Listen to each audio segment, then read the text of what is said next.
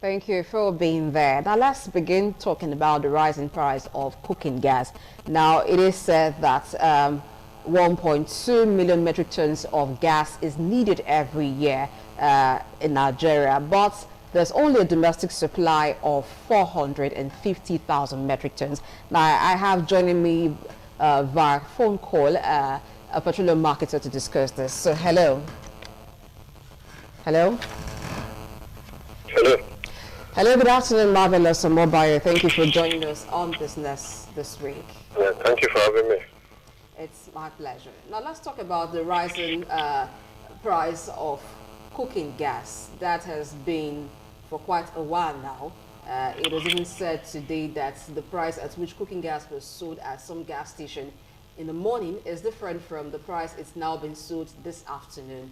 What's responsible for the continuous rise in the price of cooking gas? Okay. There are a whole lot of reasons that can be attributed to this, or that has attributed to this situation. It's quite unfortunate. Marketers are blaming foreign exchange. You understand what I mean? Yes. Dealers are blaming the resurgence of the 7.5% value-added tax. NNPC is also blaming low supply. When I mean low supply, the poor supply of the gas, and you know what that corresponding effect is. When there's, from the law of supply and demand, when supply is low, demand will be high, and it will affect price. Naturally, you get. So that is where we find ourselves today, because importing, the bulk of the problem is we depend solely on importing the gas, the already refined gas from Algeria, from Equatorial Guinea, from the US. These are the situations. So when you look at the landing costs and you pay another 7.5% again for value-added tax, that is what you find, you know. So let's go back to what we actually consume, what we used to get. Like, if you notice, in the past, in the month of June, July, we used to, before June, July, on the average, they import between 100 to 105,000 metric tons.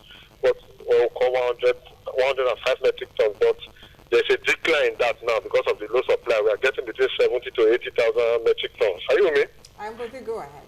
So because of the low supply now, you know, naturally price we go up. So what we will be focusing on majorly is really what can we really do to ameliorate all of this. Okay. So I think, yes, that if we want to discuss the problem, we may not leave the studio today. But okay, the key factors is the foreign exchange, the 7.5% value-added tax, which automatically will have effect on the supply, which made the supply very low. Yeah. So, but what we can quickly do, even though it looks like a long-term thing, is to install what we call thermal gas plants.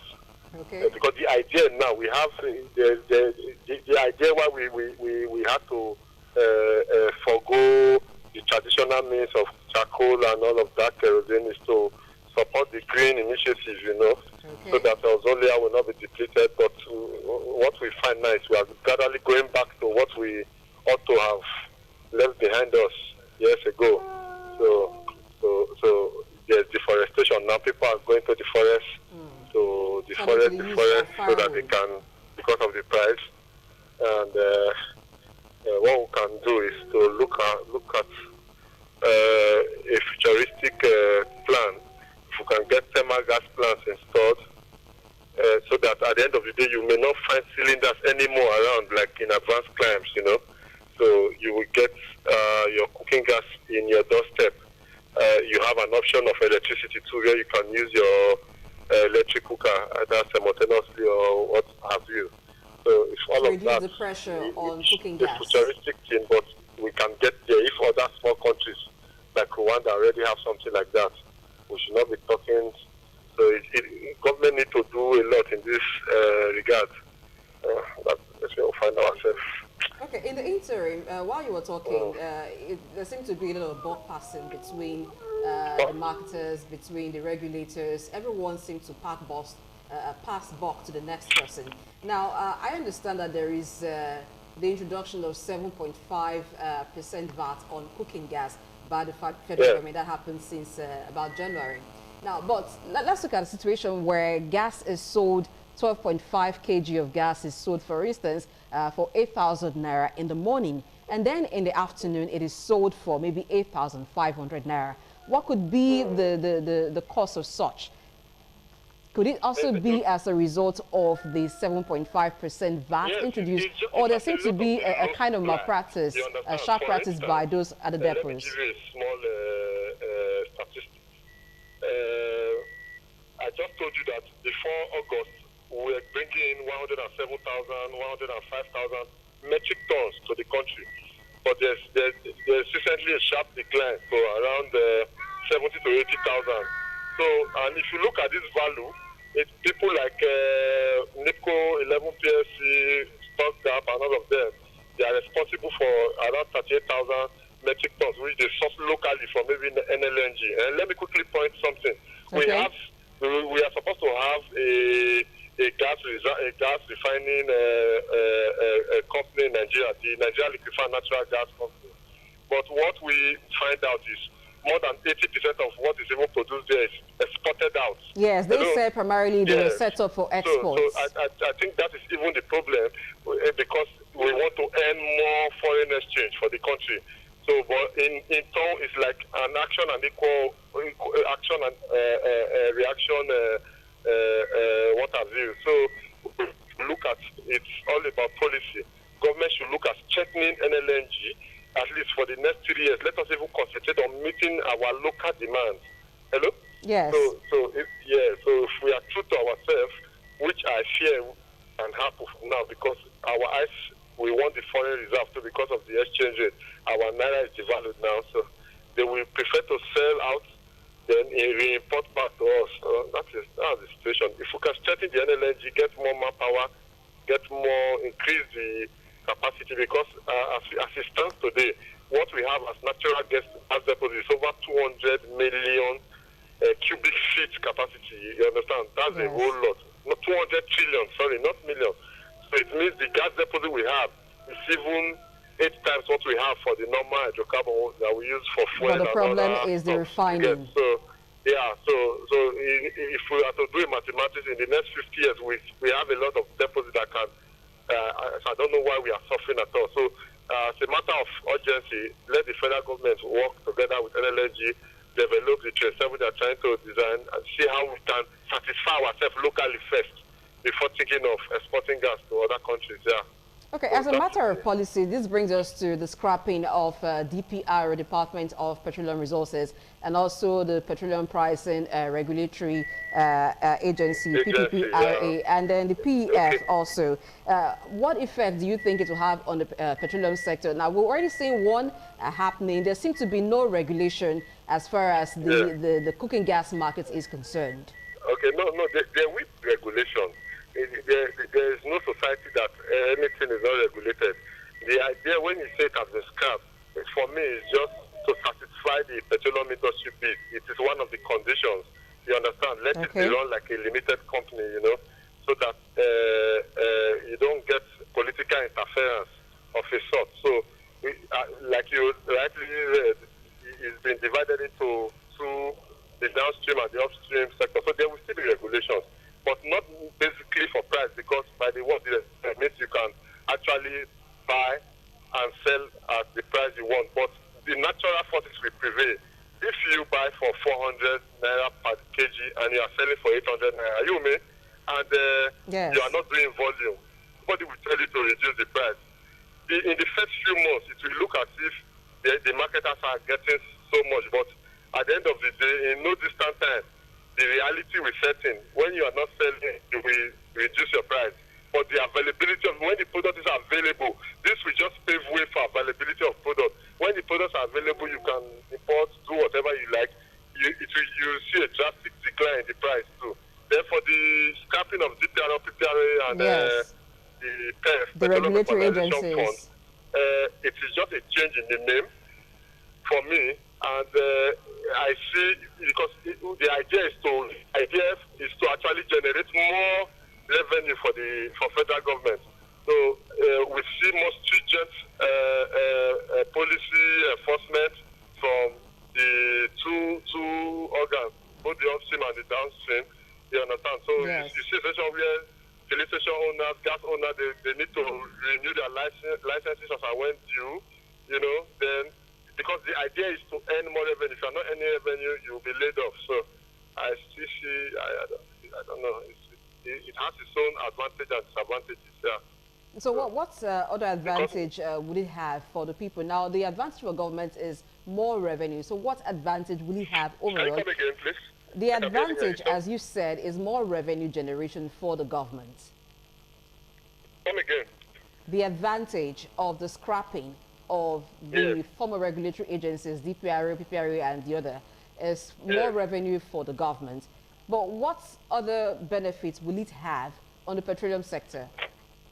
The overall benefit is price control. Okay. That is basically yes.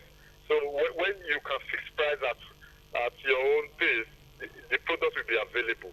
So you have the mindset, because if I go to Algeria as a marketer, if I am Wando, for instance, I go and import 100 metric tons of cooking gas, for instance, and when I get to the country, somebody is regulating me to sell at a particular price.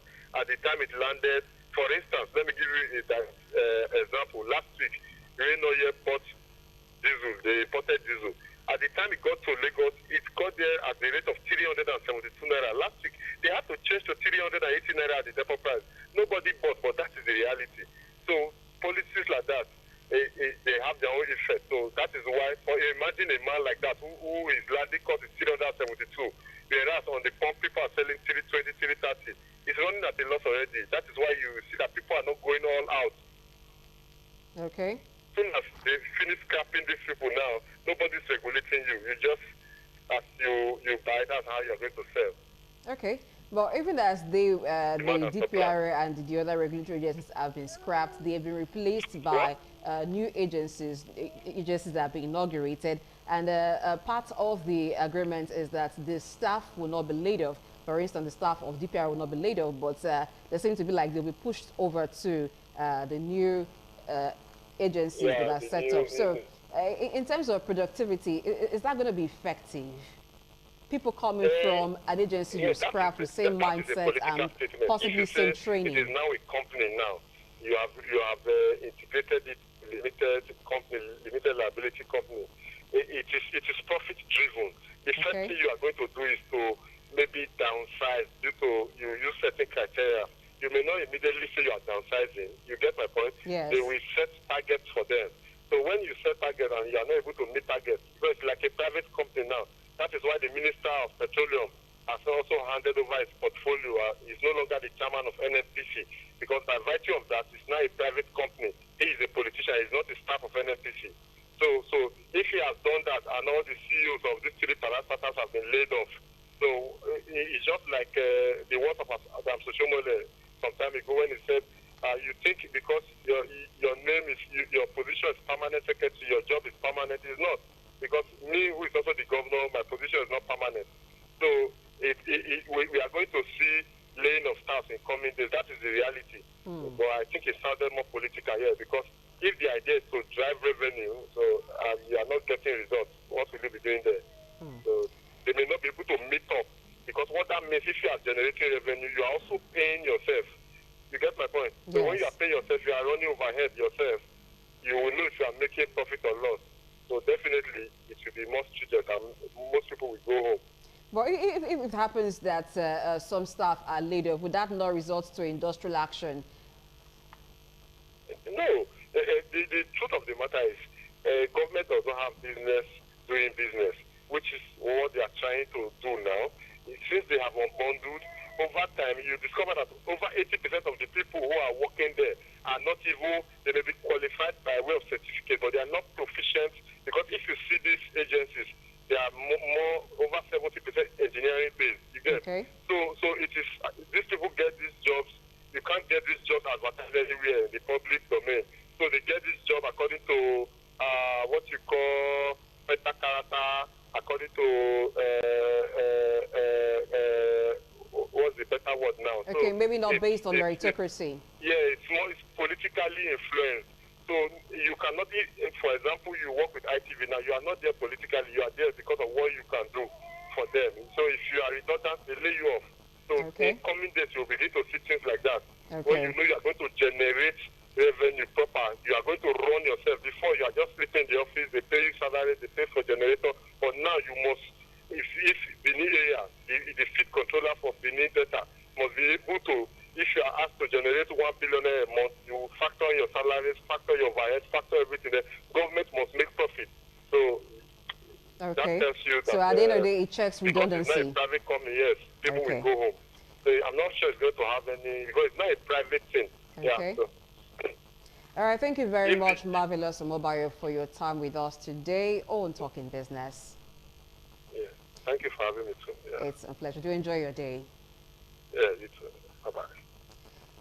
All right, now away from the petroleum sector, let's talk a little about NSAS Memorial. It was 1 year anniversary on 20th of October 2021 when the NSAS protest rocked the nation, and then a lot of properties were destroyed in the course of that protest.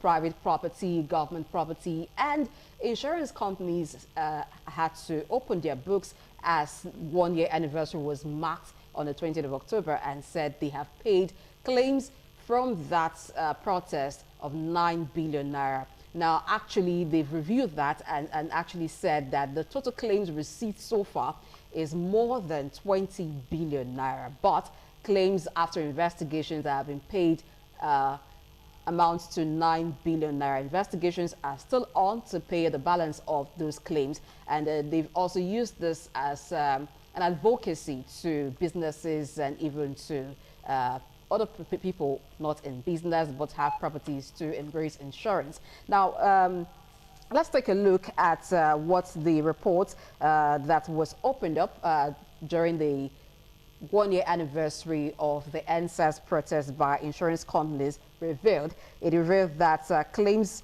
were settled on 718 cases of vandalization, 93 cases of looting, 113 cases of theft, and 136 cases of loss of cash. Now, most of these settlements were done in Lagos, and that also shows that in other parts of Nigeria, insurance has not actually been embraced by other parts of Nigeria as much as companies in Lagos, as much as people in Lagos, which is a commercial hub of the country, as embraced. And there's also another thing that has been revealed is that more persons have begun to take up cover for protests, you know, damages that come from protests. There's been increased demand for strike, riot, and civil commotion insurance covers in recent times. And one thing that came on the record also was that never had insurance companies had to pay claims as high as 9 billion naira and 20 billion naira as it will get to after investigations are done. It has never happened. The first time it happened was since the NSAS protest. Now, we'll talk more on this next week. This has been a brief version of the show today due to some factors beyond our control. Thank you for staying with me on the show. And next week promises to be another time of more exciting discussions. I am Blessing H, and I ask that you enjoy your weekend.